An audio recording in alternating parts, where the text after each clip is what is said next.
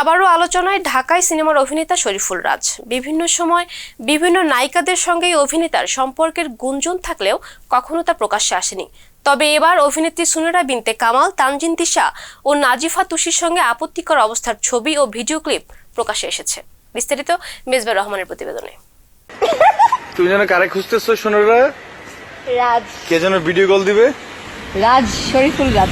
সম্প্রতি ফেসবুকে মধ্যরাতে হঠাৎ করেই ফাঁস হয়েছে ঢাকায় সিনেমার আলোচিত অভিনেতা শরীফুল রাজের স্ক্যান্ডাল। সামাজিক যোগাযোগ মাধ্যমে ভাইরাল হয় অভিনেত্রী সুনেরা বিনতে কামাল, তানজিন তিশা ও নাজিফা তুষির সঙ্গে রাজের আপত্তিকর অবস্থার ছবি ও ভিডিও ক্লিপ।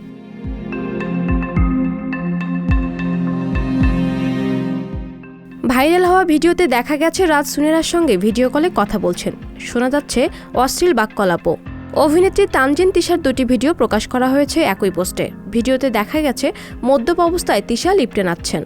অভিনেত্রী নাজিফা তুষিকে নিয়ে পোস্ট করা ছবিতে দেখা যায় রাজ ও তুষি মুখোমুখি বসে আছেন।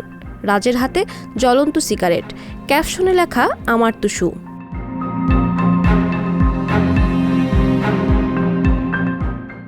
ভাইরাল হওয়া স্ক্যান্ডাল নিয়ে মুখ খুলেছেন সুনেরা বিনতে কামাল। সামাজিক যোগাযোগ মাধ্যমে ফাঁস হওয়া ছবি ও ভিডিও নিয়ে আত্মপক্ষ সমর্থন করে অভিনেত্রী জানান, আপনারা যে ভিডিওগুলো দেখেছেন সেগুলো 5 বছর আগের। একটা সিনেমা শুটিংয়ের সময় আমরা এভাবেই মজা করে কথা বলতাম। এছাড়া ভিডিও ফাঁসের ঘটনায় আকার ইঙ্গিতে আলোচিত অভিনেত্রী পরিমণিকে দায়ী করেছেন সুনেরা।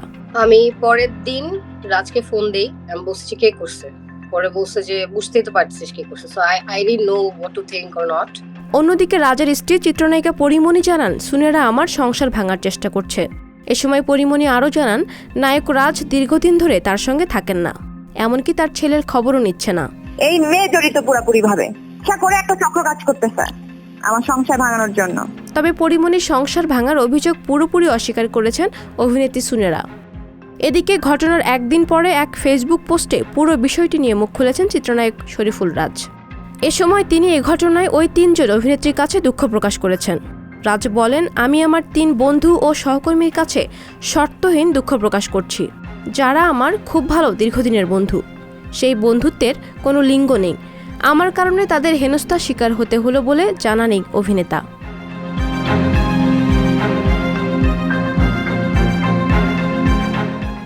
অন্যদিকে ঘটনার 2 দিন পর এক ফেসবুক পোস্টে ভিডিও ফাঁসের ঘটনায় দেশে এসে আইনি ব্যবস্থা নেওয়ার হুঁশিয়ারি দিয়েছেন অভিনেত্রী তানজিন তিশা।